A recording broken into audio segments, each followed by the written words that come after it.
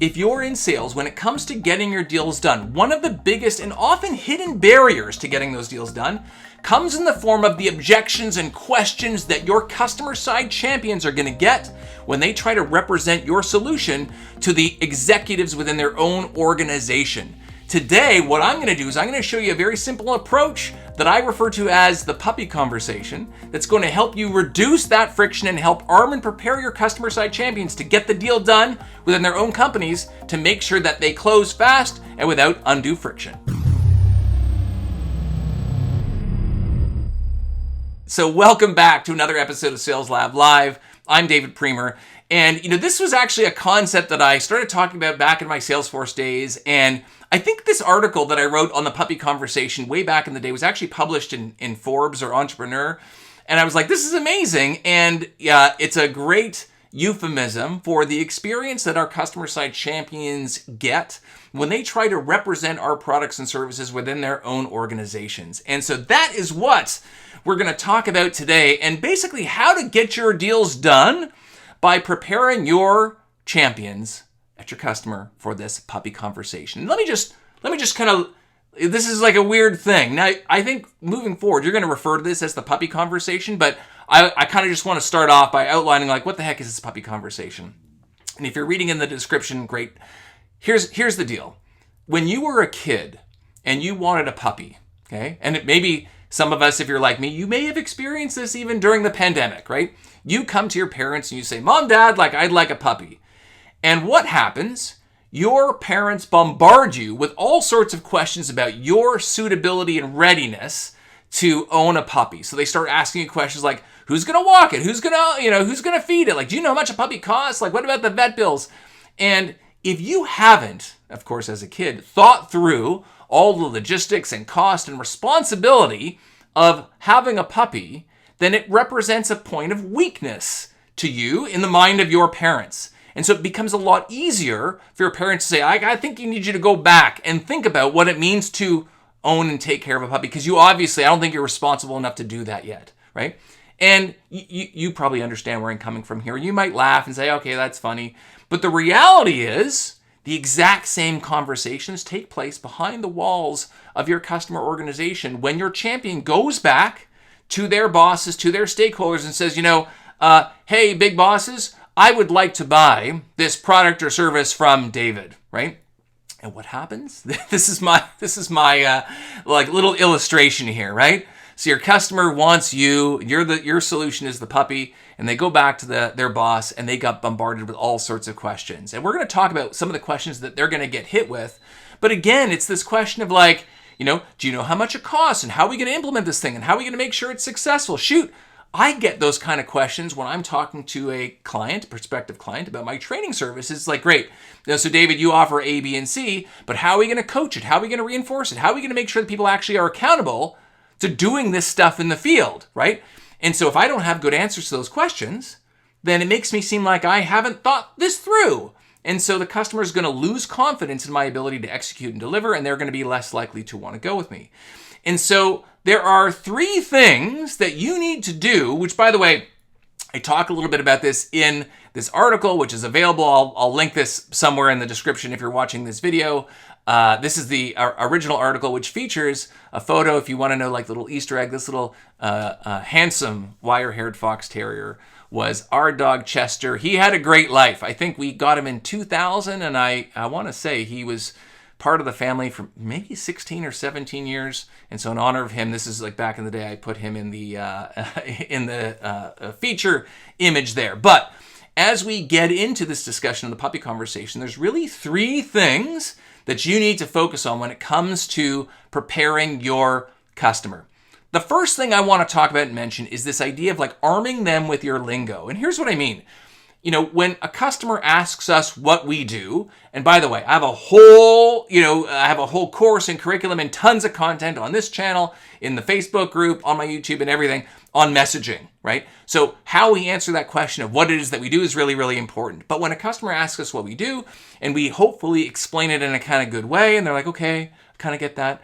Then they go back in their own organization. They say, hey, look, I want to invest in Cerebral selling, or I want to invest in your product or service. And the customer, their champion, their executives on their side are like, What is that? I've never heard of that product or service. What do they do? Now, this is where your champion is going to get first tested, and they need to be able to convey all of the nuance of what it is you do with the same level of passion and conviction and enthusiasm as hopefully you did. And if they kind of stumble over their words, well, it's a bit of a platform that does this, and it's going to help us with that. And then the customer executive's like, hold on a second, don't we have another solution that kind of does that? Well, yeah, it's kind of similar, but not exactly the same. And so what's going to happen is if they're stumbling over their words and they can't describe what you do with the same passion and conviction as you as the seller can, then they ain't getting a puppy. And so it's really important to arm them with the lingo. Now, there's a bunch of tactics that I teach to cover this off. One of the tactics that I refer to a lot in my content is polarizing statements. And very, very simply, that's where you use the words love and hate in a sentence to describe what you do. So if you want to, check it out, I have tons of content. And I'll try to link it here as you're watching the video. But, for example, if someone said, hey, at my third startup, which was a company called Cerebral, and we ended up being acquired by Salesforce. And we were if you asked us what we did, we said we were a feedback, coaching, and recognition platform. But we didn't go out eventually and we said that. Instead, we led with a polarizing message of, we realized that we work with a ton of high growth companies with lots of enthusiastic young salespeople. And they tell us that they love getting feedback, but they hate performance reviews, right? That's what we do, right? Men love to dress well, but they hate to shop. People love to buy things, but they hate talking to salespeople, right? This is an example of using polarizing messaging to describe what you do. This is not a lesson on polarizing messaging, but the upshot is if you use this very human-feeling, human-sounding, polarizing messaging to describe what you do with enthusiasm and conviction, it'll make it a whole lot easier for your customer side champions to describe what you do in the exact same consistent way as you did to their executives. So focus on, like I said, arming them with your lingo and making sure that lingo is very human sounding. It's very emotionally charged, that we're really talking about the emotional value of our solution so that it's very easy for them to recount. And by the way, the upshot of this is that if you make your messaging very easy to recount for your customers, guess what? It's going to be very easy for your team members to recount it as well. And you're going to get sales, customer success, support, marketing, you're all going to be saying the same thing. So I'm a big advocate of, arming people with very simple and emotionally compelling lingo. The second thing you need to do to arm people to have this puppy conversation is really understand the process, right? Meaning, I need to work with you as the customer side champion. So you want me, you want my solution. So I'm curious. So what happens now? As you're going back and you're selling this, I say selling this internally, you're talking to your leadership team about how this works and what it does. What are some of the next steps or questions you think you're going to ask, right? And I talk about this actually in the article that I mentioned with Chester on the top end. So it sounds like our solution is one that you feel could best solve your problems, which is great, and you'd like to move forward. So I guess the question I have is, what would happen now, right? For example, is there anyone else who needs to sign off on this? What kind of questions do you think you might get, or what kind of questions do you think they might have? Have you bought something like this before? And how did that go? Because that might give us some indication of, what we might encounter. And look, do you anticipate any left field objections at this point? Who might they come from? And these are the kind of questions that you want to prime your customer side champions with in order to make sure that your deals get done in an expeditious fashion by the time the buzzer sounds with the least amount of friction. And so it's really important that we understand the process. And by the way, and this is actually really important because I, as a seller, have been burned by this a bunch of times over the year. Don't assume that your customer understands what the process is or has ever been through this before. And I'll tell you an example. There was one deal that we were trying to do at Salesforce, and I believe it was a $75K ARR deal.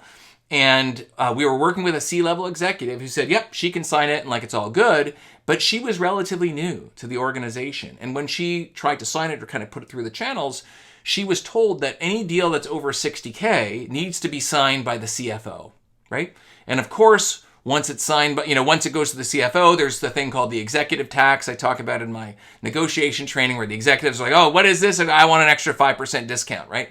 So we don't want to do that. So we want to make sure that not only are our champions preparing to have this conversation internally, but we're also not making assumptions that they've actually been through this before and know exactly what's going to happen. So relying on your experience working with other customers, even just the fact that, like, look, if you've never bought a thing like this before, like, are there limits to, how much you can spend? Or, do the payment terms need to be structured in a certain way to make this jive with your finance team, right? So don't assume that your customers have been through this before, and make sure that you understand the process. The last thing I want to mention is this concept around being prescriptive. So again, like, if I ask someone, so what do you think the next step is going to be within your own organization to get this thing done? They might tell me, but they also might say, well, I'm going to send this approval up to the CFO and they're going to sign off on it. And I might actually have a different point of view because, look, I do these deals all day long.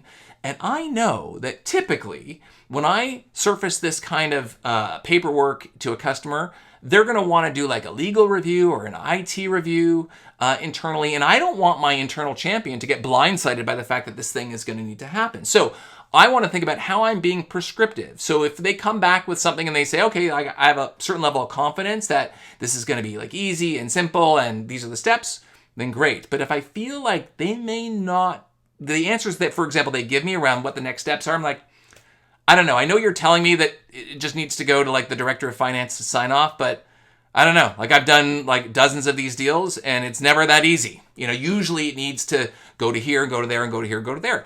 And so it's okay, back to this concept of like being prescriptive to help reduce the chances that your champion is going to encounter a situation that they are not prepared for. Again, you do this all the time. So that's the third thing, as I say, if you want to prepare your customer side champions, be prescriptive. All right, I think we're good. So I think armed with that, you should be all good to close all of your amazing Q4 and month-end deals. But that's all I got for you today. The key thing here, as we talk about preparing for the puppy conversation, is making sure that your deals are able to close with the least amount of friction by arming your customer side champions with the content, the insights, the perspectives they need to have those discussions within their own organization and get your deal done. So that's all I have for you today on this episode of Sales Lab Live. I hope you enjoyed it, and I look forward to seeing you again on the next one.